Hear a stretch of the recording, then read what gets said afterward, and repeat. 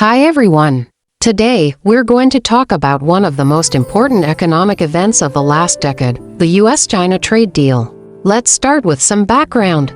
For years, the United States and China have been the two biggest economies in the world, but they've also been major competitors. The tension mainly began over trade imbalance.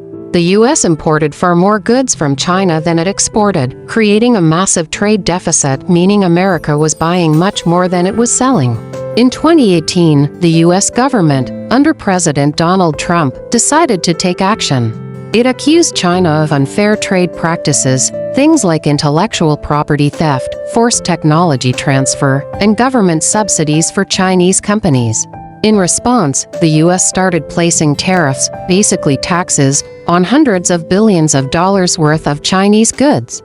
China fired back with its own tariffs on American products. This back-and-forth created what's known as the U.S. China trade war. Prices rose, markets became unstable, and global supply chains were disrupted. After months of negotiations, both sides decided to reach a compromise.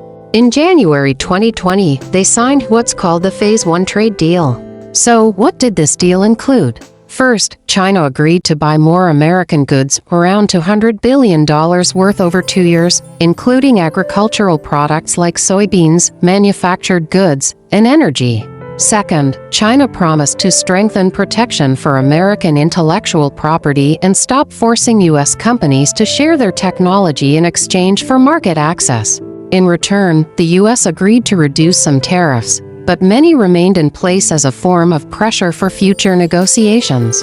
However, the COVID-19 pandemic hit shortly after the deal was signed, making it nearly impossible for China to meet all of its purchase commitments.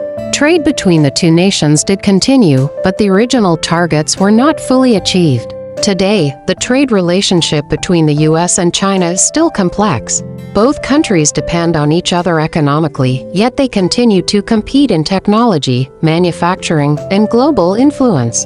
In simple terms, the trade deal didn't solve everything, but it was a step toward easing tensions and creating a more balanced economic relationship between the world's two largest powers.